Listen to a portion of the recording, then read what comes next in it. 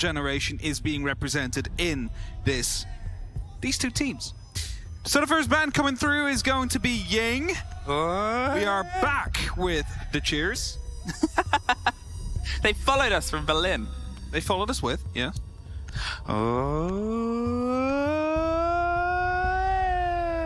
I don't know if you guys at home can hear the crowd, but there should be we hear it, and we're like hidden behind the stage, miles away. And the Valkyrie finally. I mean, they're definitely making a lot of noise, doing their best to be picked up, so we hear it, we appreciate it, keep it up. As we're headed towards the laundry for the first round. Again, these two teams, they know each other through and through. They've played each other so many times before. Oregon has been played twice, won twice by Wolves as well. Over those two times, it is a 5v14 in terms of score. So BDS, they really need to be making sure that they put in a dent into Wolves' confidence here, because they do not want to be instantly a map down. Okie dokie. Let's get the start on this and see if we get a full stretch of a couple of games, because as you said, there's fun statistics about the fact that these two teams have played each other just so often across, a couple of different iterations on rosters and performances. Yes. You said there was only about a round difference. Yeah, so in total it is 86 to 85 over the 14 maps they played. So there is an opportunity now to either extend that lead or to take it from them. But more importantly, what both these teams will be aiming for is to take that first map, to find themselves a leg up towards that semi-final, which they'll play against their yet-to-be-decided NA team. The fight starts here. Down towards the basement hole, there's a pretty standard stretch of BDS players, control of the tower. They're not going to overextend because they know about those overextensions. Instead, they've gone up the opposite way. Don't play deep on the big tower, play a little bit low and close to the fire of Freezer on small. They're going to rotate back. They're forcing the extension, forcing Wolves to have to try and hunt the players and waste a bit of time. If anything, this is maybe the game that Wolves didn't want the most. They've not been able to take a map from BDS for a long time, obviously with a couple of roster differences, but still, this is going to be the start. Rise descends down the back stairs, gets the first take on Renshiro, pops a grenade to buy himself some safety of one route, and the second doesn't show. That's the opening. It's very early as well. Only a minute has passed, and now the Wolves, you know, they can bring it back slightly, start working on opening up these hatches, clearing out these roamers, truly up the amount of pressure that BDS will experience. He has been downed. Slowly crawling back up. He's waiting for some support to come through. Not quite sure what happened. Did he fall down? He fell. He fell. I was like, the only way that's happened is someone sprayed through Attic, or he's fallen. He's fallen. Attic, it's clear. And Rise is just going to double check that as they get themselves the rest of the map. But look at the fact that we've got a minute 30 left. Now, they'll have no idea that Bibu's taken himself to such a low precipice, but you've got Mowgli putting pressure onto Freezer. Shinka, he's doing the busybody work of a man who knows how to play that accessory to the role. It's a great conversation we had with Alfama, actually, about this specific showdown. Great to have him and great to get that insight towards the French siege. It really is a game of rivalries. You have, arguably, two of the best support players in the world. Who's going to take the throne? Two of the best rookies in the world. Two of the best old-time gunners. Now's the time to put that pressure to it. The pressure hits the back of Shaiko. Shaiko himself tries to apply it, strike back, looks, swings towards barrel, but tucks himself in. Slowly waiting, drones rolling through. They're hoping to find an extra opening, but as the smoke canisters are coming down, the time from the elbow, from the barrels, is going to be limited here from Wolves. So they need to find a way in. They need to start dropping and take out Shaiko. Now, there's going to be a small opening made by the Excaliburs. It's going to be making his life a little bit more difficult, and as the grenade's about to be popping around the corner as well, Shaiko, he's ready to fight. 30 seconds, and they are holding on to this war for attrition, but the hot drops is going to come from the box in just a second. They pushed the pressure onto Shaiko. He's rotating his way around as they lose blue. He can't quite get the cement on the fight, but he's got to know. Mowgli has the cover, has the drop. They've taken Pillar. Nikifak, he is the big one to watch, and there he is. Watch instantly locked down on the swing of blue. They're tucked onto the side. Wolves get us the first, and look how much it means. A very clean first round. Besides the slip up we had from Bibu from the big tower towards the bottom of the staircase. You know, recovered, and they managed to go for a very clean execute there. Very uncharacteristically there from Shaiko to miss that many shots onto Renshiro. That might be that first round jitters playing on the stage again after having been gone for a bit. Also the rising amount of pressure that was being put upon them by Wolves. That's 1-0. The attack leading in strong. And as we now head towards the top floor, BDS not deciding to go back down just yet. I mean, it makes sense. Yes. Keep your rotate game fresh. It's the start of a long series. It's the start of a long day. It's maybe the start of a long rise to a tournament. The last time we saw a French team escape quarterfinals was way back in Mexico. It's a long, long while ago. In a place far, far away. It's a place far, far away as well here from Sweden. Probably a lot more warm as well as it is right now. But it's a little bit chilly. It's a little bit chilly here in Jönköping. Yeah, that's what I was saying. I guess Mexico was definitely warmer than it right now. Either way, Lem's up in T3. He's going to be trying to put up some pressure. Give himself a way to protect the armory staircase as well. And with that, give some cover out to Renshiro. Here it is. The start of that exact pressure. They're trying to find their way through onto Trophy, going for a pretty locked-in take here onto Armory, and BDS, they don't have the best sort of history here on this map. There isn't really a history from the side of Wolves. There's a bit of a surprise factor coming out in terms of this tier and level of competition here, and they're going to see if they can try and utilize that and have find that first round. The pullback here, the pressure. They have the extension of BDS all the way up to T3 with the Overwatch, which means Armory Corridor cannot be freely played in as of this moment. With that player tucked miles and miles away, he's got to look down. I'm going to assume it's a Lens because he does like to be in T3, so they've got to do this pressure with a bit of long arm. Well placed RC there. Got a ADS and that shield. Thank you. So that's a lot of utility taken out, which means that they now have a bit of a clearer way into Trophy. Lems will have to fall back as well because he knows there's not going to be anything he can do as of just yet. Is still staying in tower though, so he can horizontally try and punish that window if they do use it. Look at Bibu. He's keeping an eye. He's going to put pressure onto tower. He's going to try and find a fight on the far end himself. He knows that there's a player up there. Rise is offering some support. Lems cannot sit and play because this happens. The swing on the window, back and forth. Lems, he's not even going to try and tuck in the reinforcement on the wall. He knows the danger's there, regardless of whether it's in pocket. He's buying himself time. Takes the drop, takes the rotate, and takes his way out of there. He could go for the double all the way down if he wanted to, but he's actually out of impact, in fact. So no, that is not a route he can take. Instead, caught in one drone. There's a second that was tucked, actively being watched, but that would have got the read on that. He's just trying to draw focus away as they need to focus onto the site. He helps to be that distraction force, right? He needs to make sure someone comes and hunts him, but Wolves not really wanting to give in to that as of just yet. Drones now rolling through the site, trying to find out where these players are going to be located, what exactly is going to be, well, strongly held onto by BDS. A missed grenade opportunity there is going to be potentially costing them dearly in the terms of the utility that's out there, but as Lems gets taken now by Bibu from the hatch, now they know they don't have to worry about someone below. Push is turning into shove here, and Renshiro shoves back. There's Shaiko and Bride with one apiece. They're trying to find the kill onto the big double window. The pings are there, and Mowgli and Rise either side are trying to find the fight and fishing for it inside the site. The swing. Rise is able to actually take care of Bride. Mowgli is in such a dangerous zone. He doesn't know where anybody else is, but they don't have the kit. They have the bodies on the top. There it is, though, somehow. Oh, within about half of a second, BDS almost lost two, but then bit back the one that counted. I was going to say, I'm so confused because it was two players on the white stairs. How was that one extra player from Wolves allowed to swing that widely onto the kid's bedroom, get away with the kill, and almost have the opportunity to make the 180 and start pressuring that white stairs? Either way, equal up the score. BDS will find the top floors headed back towards the basement. Not wanting to go towards the meeting first. Laundry up next. Remember, last time as well, the entry lost here by BDS. After that, Wolves able to put pressure onto Shaiko's spot, where surprisingly Shaiko was playing. And then they just managed to roll over from the rest of the site. So it is important for BDS to hold on to these strong positions.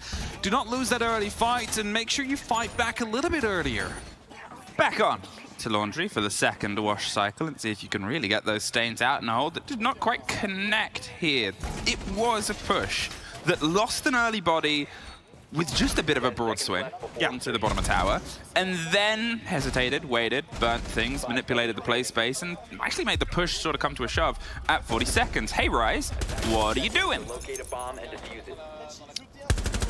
Playing on that blitz, hoping to put up some pressure.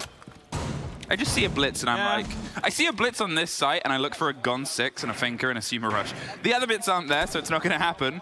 He's going to try and play himself a bit of a blockade, maybe force some movement. It gives you some route on a swing. The 0 you don't see too commonly here, but it allows this. Look at that, being able to find your way through. They didn't get the cleanest read though, and Liquefact's in a position where if they go off of that intel, assuming it is 100% gospel, they're quickly to learn that sometimes those songs aren't quite correct. Now, talking back about the blitz here, I think that Rise will be used, for example, to get rid of Shaiko in that Shaiko position. He's headed towards the barrels as well. He has that shield in front of him. All he needs to do is to be crossing that first obstacle, which would be the shield and elbow. It's going to be T3 that's about to be taken together with T2 from Wolves. They will be making sure that there's going to be no roamers to worry about. And after that, again, a minute only has passed and they have so much control already. They can start working themselves towards the actual site, start putting pressure down upon the players and the anchors out there. Now, we've still got a blitz, not entirely dormant, but ready to maybe try and put pressure onto Brede, who you assume is playing on that blue extension. To do that, though, with the holes the BDS do, you've got to root out Shaiko, you've got to try and dig them from a situation. Oregon, as a map itself, as we said, it's something that BDS find themselves on probably a little bit more than they like to. They still haven't quite found the way to get it properly connected. Last 2 times I played against Wolves, it also went against them, so that is something they are aware of. This is why we headed towards the map pick, and it was picked by Wolves. Help to make sure that they put themselves on 1-0 here.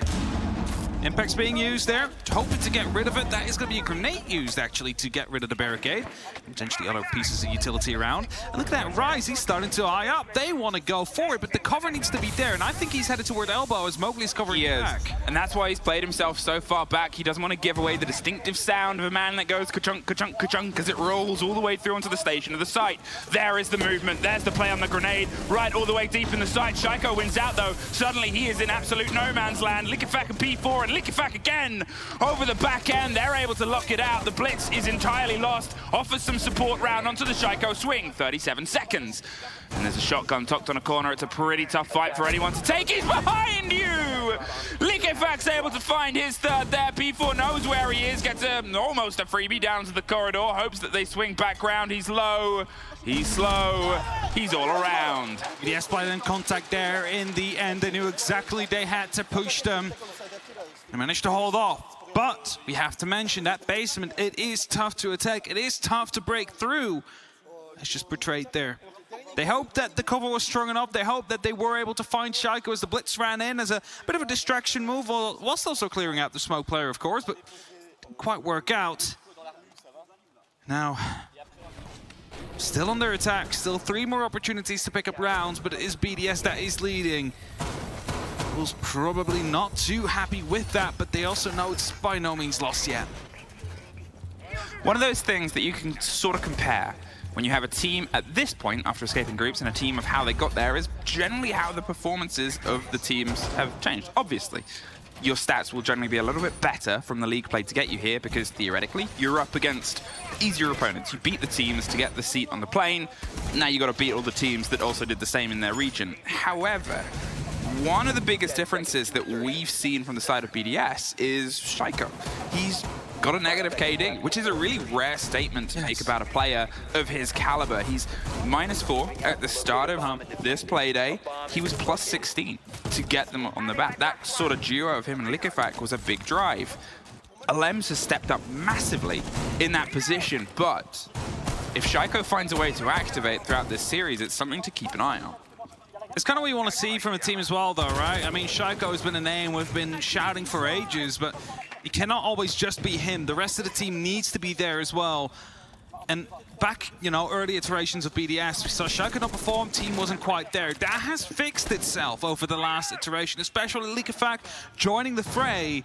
BDS is a completely different team. Everybody able to completely frag out the opposing team members.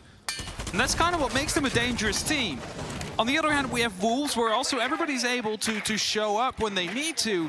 But the one thing with Wolves is that online they do super well. The groups, they do quite alright as well. But then playoffs is usually where it kind of starts to, well, slack off a little bit. So we kind of hope to see that change where they are now able to make that next step happen. Case in point, potentially Shinka being the top player and 6 clutches in groups to get them to this. Second best player throughout the series. Him not having an impact. If we're going to look towards the possibility of BDS being lifted by 1, Shinka dropping off could be a bad one, but we'll get to that. As the series progresses here, for now, it's progressing its way towards a take, potentially eyeing up Kitchen. Instead of the small tower take, which we often see where you force a lot of a battle over the top, instead they're going to go for the Dawn swing instead. Mowgli, he's trying to catch some grenade kills from underneath towards Zulu in Classroom. He's looking for the stretch now. P4's putting the pressure over the top. Rise and Bibu, they're making their way. And it's just this, a war of utility. The Keeper Bears really making it difficult right here, but an angle is being watched. Rise misses the opportunity. Shaiko picks him up beautifully. Now he's trying to put up more pressure towards Games, but the entry frag is going to be theirs. And that means they have the opportunity to fall off. The Keeper Bear again will be punched out, means that the pressure is still on. The second player has jumped into the pit. Shaiko's hurt that. He's going aggressive. He will find Bibu, go for the next swing, but it's going to be the leak effect that helps him. It's the French duo, the fragging duo, that will win this round for them.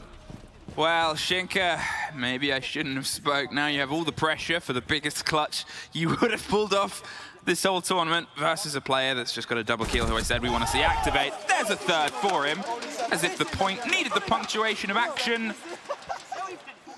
Oh dear. That is an oh dear. Well done by Shaiko there initially. Realizing the game, or at least the drop near the attic, needing to take control of that, and then realizing a second player has dropped into there, going aggressive without giving them too much space. And that is kind of the danger of BDS. When Likafak and Shaiko are activated like they are, they realize someone's out there, the confidence is going to be there, they will swing you, they will try and take you out in those positions. And that worked out. Handicapped the Wolves in that round, and thus attack break has been called. Only 20 seconds left for them to discuss. Yasili Loon, very busy on the microphone there. I mean, it's the same, I think, across both these teams. They all know how almost there's a weird amount of pressure onto this game. The way the bracket drawing went, thanks Parker and Pengu, yeah, if you need to blame anybody, it's them. is you do really have to prove that you're the best of the best. You have to prove that you are the top dog. Wolves, because of their frequency at majors throughout this year, even though obviously Rogue are the only EU team to pull that sort of trophy, there is a buzz about Wolves. There is a buzz that often dies off around the stage, but there's still a buzz there.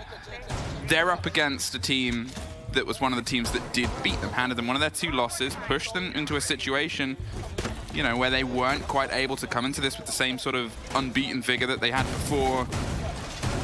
Technically, they had more clean wins than BDS, but BDS's tenacity and ability during the split to get to OT and force the game, that's something that could come up as a bit of a nightmare here for Wolves. It could definitely be. We'll find out as we progress. Again, the next 2 maps do slightly favor BDS. This map does favor Wolves. But, you know, it wouldn't be international play if we don't see each other's map picks to be led in or even taken by the opposing team. So even if BDS managed to continue here on this half, it is not going to be over yet. Quick access, though, into the armory from P4, hoping to do what he usually does best, which is to just drive himself in, see if he can isolate one of those players, instantly take them down, and after that, Wolves can play with a man advantage. But the last 2 rounds, they haven't had the opportunity of the entry kill. That's a Selma quickly tossed in, instantly taken out. They now realize there's going to be a mistake, or at least some problems on that first floor they need to deal with first. Yeah, BDS sort of flexing themselves across all 4 sites. Maybe they hope to try and take a little bit of the wind out of the wings. They assumed the timeout talk might have been built around how to retake dorms, how to go to a site that was successful first swing. It's a very solid site, and they know BDS only have the choice of 2 more. BDS, they've gone for a bit of a risky play. They've gone for the gamble of, well, let's see if we can truly stretch them. Let's try and maybe put a little bit of doubt in that timeout and the approach afterwards, and now it's down to Wolves to see if they can beat that defining factor. There's a close play shotgun on the swing. They don't have a direct route through. They don't have the traditional take on this, which is that Ossa backline, and then seeing if you can waste and wait out any smokes, or potentially the man with the magical glasses in the pockets of Renshiro. So instead, Wolves are trying to force a fight, and it's not really being given to them. I mean, what I wanted to go for first was just right in from Garage into the lobby, open it up. Maybe you can get a plant off and split before anybody realizes, but Mute Jammers were out there, so unable to actually pull that off. That means they now need to play the actual puzzle that BDS has created and crafted for them very carefully. And that is where a lot of time already has been wasted. If you look at the clock, 1 minute, 10 seconds left. They've only just opened up the attic. There's still no entry to be gained anywhere. And they just hope to, well, find themselves a way in. Where's that Selma going? Is that the hatch? If that hits the hatch, that would be very impressive, but there is Renshiro around there. What? Okay, Okay, it went through. Oh, the end on the shield. Or was that a grenade? I think that was a grenade, because I don't think the loop of that would have got it. Either way, here it goes. They're going for the fight around the corner, the swing and the practice and the pressure. They're going to see if they can try and pull out this shotgun player. Alems has pulled himself back. He's ready to step back in, though. It's Rise with the pre-fire and the positioning now. That wall has been opened, and as was pointed out, it's very clever, actually. Use it to get rid of ADSs. That's why they were going for it. It's very much easy. There it is, though. Shaika, he makes it look a little bit easy. Mowgli, taken out, hasn't quite been able to get the full connection with this game. Still a little bit of a back and forth. Here's Likefak, though. He's definitely one that has 5-1. He's looking to try and add some more numbers onto the back of that. P4, 20 seconds. What are you going to do from the pressure on the back? Try and apply something. They're toying up the idea. They don't have any pressure onto the back line. Shaiko's ready to swing from split itself as the blinds come out. Do they know about Likefak? I don't think they do, but they're probably about to get taught a very mean lesson in checking corners. Rise finds Shaiko, Likefak finds the kit, Bibu gets the trade-off. But it's BDS to put themselves 4 up. I'm just going to be pointing it out. Well done by BDS there. Well done by Shaiko and Likefak holding on to that meeting. However, Attic under control. They could jump through. Hatch opened up. That's what you usually take care of to make sure that those corners are going to be cleared out and to put some pressure down onto Shaiko, who is here on the back line just swinging time and time again. They got punished for it by not using that verticality that they took themselves just momentarily earlier. So a bit of a questionable move there coming in from Wolves, but either way, well done by BDS. Well punished onto those mistakes and find themselves extending their lead 1-4. As mentioned, the last couple of times these two teams played, BDS has always won it, and for now, seemingly running away with it.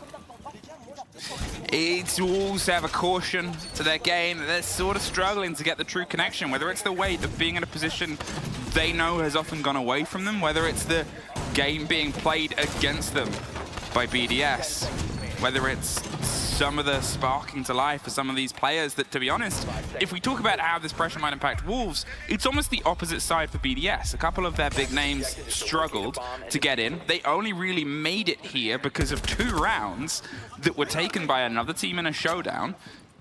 It is this sort of split of an idea of, oh, this is common ground. This is a common taste. I'm familiar with this. I know how to play against these teams. It allows players like Renshiro, like Shaiko, who have struggled to connect with this tournament so far to reset. Yeah, they played each other over 14 maps in the last 2 years. So, you know, if there is 2 teams that know each other, it's definitely going to be D's. Of course, next together with the LATAM teams coming through. By the way, the tower's being droned out. Hoping to see if it is going to be clear. Of course, the basement again under attack. This time no blitz coming out from Wolves. They want to go for a bit more of a standard take.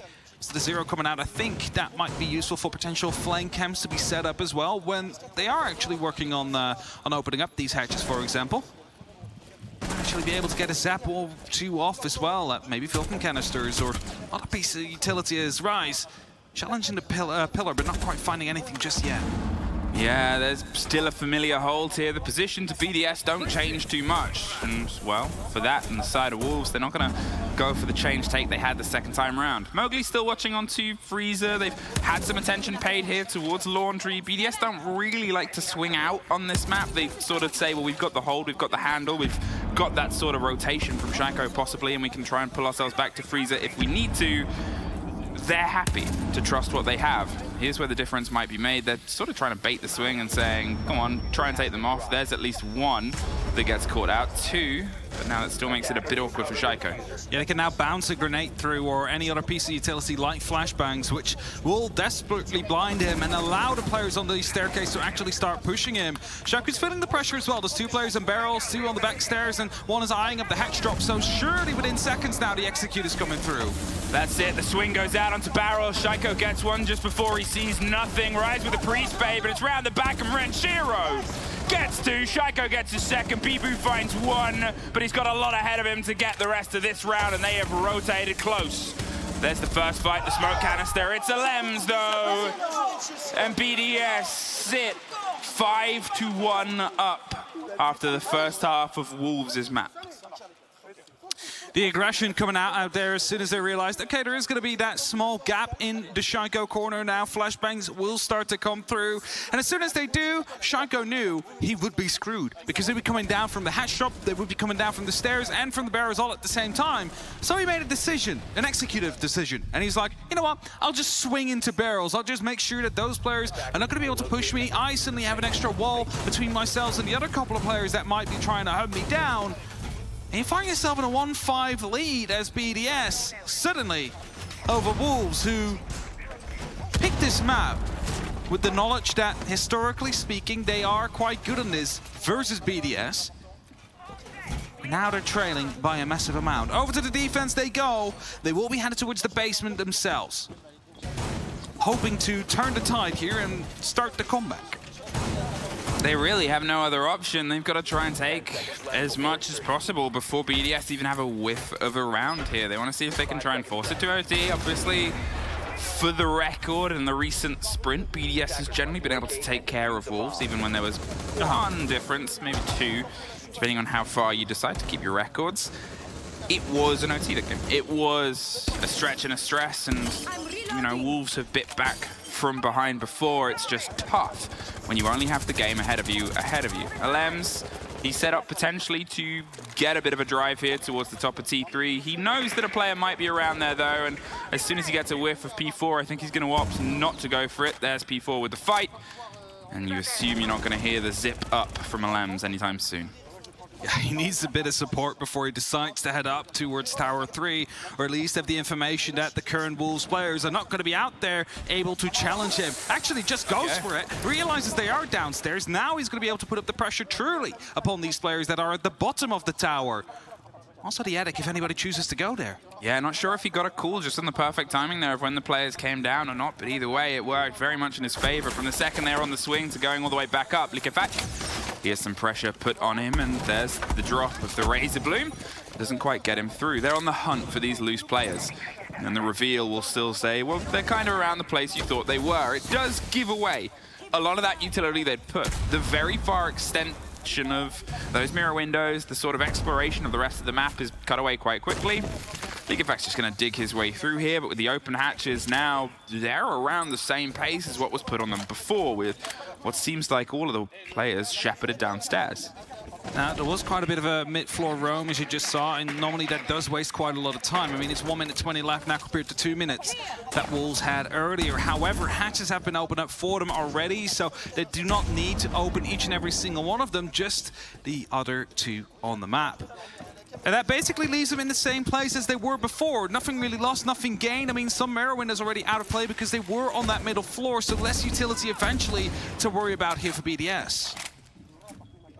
A minute on, and the pressure and the calls start to come on the rotation down on Freezer. There's Shaiko. He's about to go for a swing. He's been having a great connection so far, but Rise, I don't know if he just went for the adventure for the drone, but he's able to punish it. Renshiro, he's tucked above with 2 grenades. Whether he tries to sort of cut one close, it doesn't seem like he's intent on doing that as of this moment. Oh no. So I'm wrong. And he's instead going to utilize that as cover for the rotation. 30 seconds. And we start to hear the smoke canisters pop. The single player place just tucked onto blue. The fight of EFAC on the back stairs as Mowgli hears the drop and they pull back. He steps back in. It's Renshiro with a team kill, but he does get dropped on the opposite end. They're downed inside, round on the swing, and they hit the ground, but it's Wolves. Well done there. The pieces. They got the pieces indeed. They managed to take the control back, which they lost earlier. And basically, Rise started that off already in the freezer, right? I mean, you said, I'm not sure if he went for the drone or if he just meant to do that.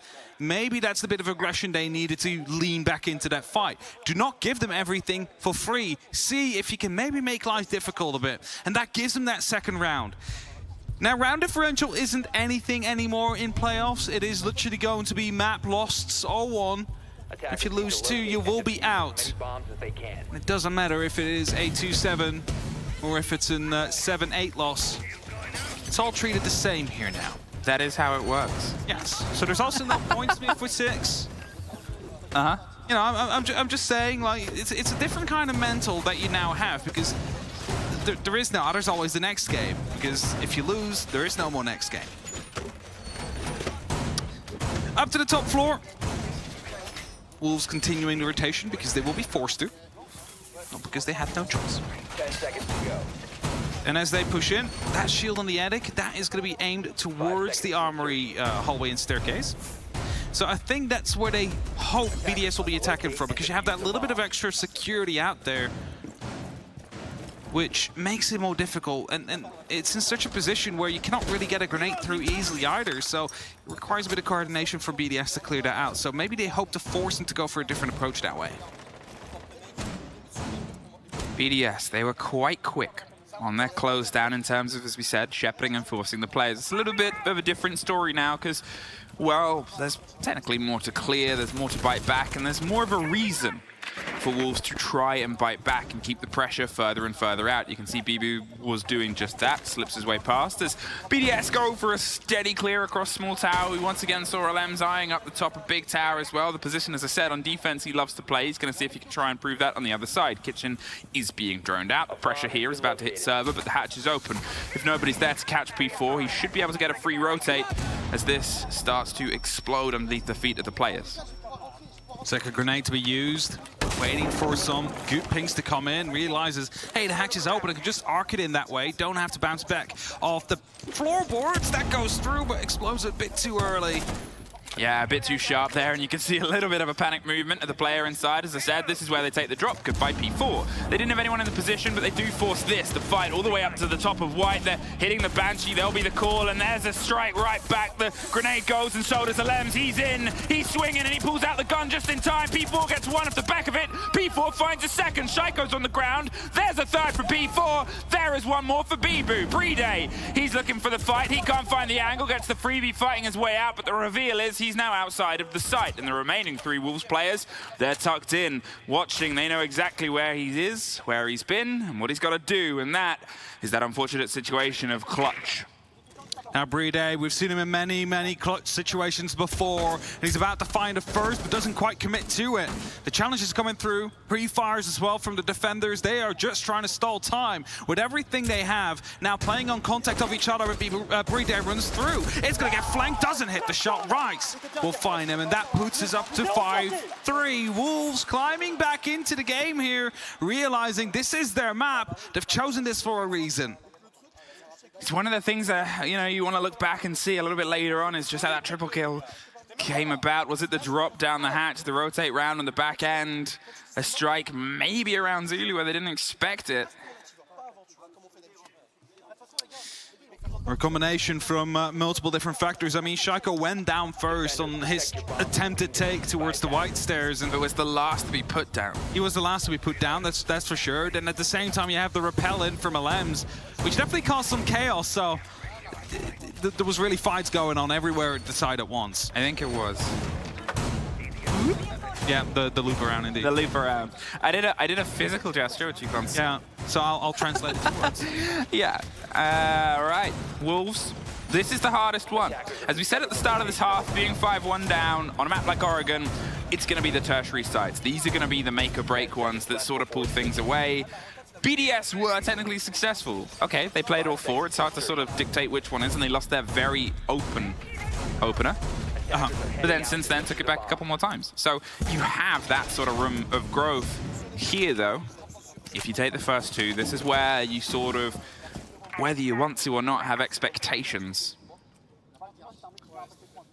P4 hiding near small tower. hoping to find some drones on the way out. 9 left, so plenty of information here for BDS to work with. Together with the RC Reteros, of course, it's going to be making another 4, but those will blow up at some point. That's a spot down on a player headed back towards the attic, so they know Rise is out here, or has been out there. Potentially the entire tower now abandoned, so remaining drones will confirm that. And that's kind of the danger, right, of this hold that they need to come up against. There is an offside. The offside will be going into tower. This is exactly what BDS wants. You've just abandoned it. You're not going to try and hold on to it. Well, that's it. Remember when I sort of said this is that default take, that default bit of pressure, the one that we did not see from Wolves, and they almost seemed a little bit surprised as to how they could approach the rest of the site. At least BDS have this, a step-by-step basis, and this. Renshiro watching at the top of the stairs, making sure they have some clearance over Attic, then they can try and go for the drive here. There's nobody immediately swinging into the fight. As Shaiko's done this, tucked himself close. He's hoping they try and go for a trick, and he goes unchecked, but they know they're not going to. Is he going to go for a break and a broach? He's so curious about what he wants to do, because he's like, how did I get here, and how do they not know? Do they know? Might have heard that jump in, but now the big question is, will they find the player, Bibu, in the corner just hiding with that shotgun, potentially being able to swing out at whatever given second? Because there is a drone that will be bordering his position. That's a grenade to fly through, but won't find a keeper barrier, and that keeps BDS guessing for now. Jinka gets the first, Shaiko fights back. EFAC gone, and that was around the kitchen door coverage. Bride, he's going to try and stick the plant. They have the C4 over the top, and it gets caught on the corner, so Bride, he's able to stick it out. They don't have the cover, but they do get a lens on the backboard, and Jinka finds Bride. The kit's cold, though, and it is a no man's land. They've got to try and maybe put some pressure onto Attic, go for a long rotate, or this. Force the fight directly across the board. That's dangerous. They have themselves the stretch. Renshiro, he's above. He's thinking about whether he goes for the take. There's the movement. It should be watched in coverage. He pre-fires the wrong place. They're just able to get it off. Verticality not prepared there by BDS. Big mistake. They've got the attic under control. They've got the pre-plan done. The shield was set up to watch the attic as well. And as the howls come out once more. It's dang furries. Just called all their fans furries. Is that I'm sorry, I didn't mean that. BDS is taking a timeout. As makes sense, as I said, the importance in that tertiary site. It's not just the expectation of Wolves if this will be our biggest bit of pressure. It's a BDS's, this should be the one that we take. This should be the one that puts us onto map point and sort of changes up the face of the game. You want to have it as early as possible, don't get me wrong. But you have to look at, you know, it's like the graph. It's like the something meets find out. I'm not going to swear on broadcast. That's the tertiary site. The word that Hibana uses for making a breach. Look at that. Look at the Kilo mascot. Kilo mascot, come down. Unbranded. Time about to be running out. That means we're getting back into the game. Both these teams suffered from the same issue on the meeting take. Neither used Attic to their advantage. Nope. And if BDS did earlier, they would have also been able to clear out Bibu, who was able to put up some good shots on the board. So, again, not quite sure what's going on. Maybe they didn't have time to drone it. Maybe they didn't have time or pressure or confidence to take it fully under control. But it cost them, and it cost Wolves themselves as well. So, if we do head back there, I surely hope that BDS is going to be able to make some better use of that Attic, because it is just crucial for a take like that. You cannot just leave it to the side. You need to give us some love. Helps you out so much. It does. Now, as I sort of highlighted at the time, you know, there was an assumption of sights. Yes, BDS, I would say, in their infinite wisdom, tried to throw themselves away from it. Same sort of thing, except they've played into it. Wolves, they're not going to sort of try and change things up. They know that they need to keep on course. Why sort of alter that for now? They won this last time round. It was scrappy. It came down to a hot drop on the site and a fight around Pillar itself, but it often does, so... Very heavy roam here currently from Wolves. I mean, we even have a roaming Mirror. It's not often you see that happen. They're not quick, Mirror. It's not very quick, no. It's going to take a long time to get back towards the site. But what BDS has also realized, okay, if there's that many roamers, that means we have a free opportunity to clear as much utility as we want on the site. Not having to worry about it. Now, Liquefact has a Twitch drone ready in the kitchen. Could pop the mirror window if they want to. You just heard it popped as well, but we're first trying to figure out, is there going to be a player here? Answer is no. However, there seems to be one going aggressive towards green right now. That was it. So roughly 30 seconds later, when we last saw this, all of the Wolves players had dropped back to the site. They'd pulled away from the fight. EFAC Oh, he's caught out almost there by the Razor Bloom, but the audio is the most important part. They cannot swing directly onto the fight. It buys this BB time to drop. He's not going to take the engagement. He's not there to do that. He's there to sort of force the play, force the rotation, and force them to have to make a little bit of noise and a little bit of noise. Not sure what the noise was for, but keep it going. Probably cosplayers. Probably. As my assumption is a cosplay did something.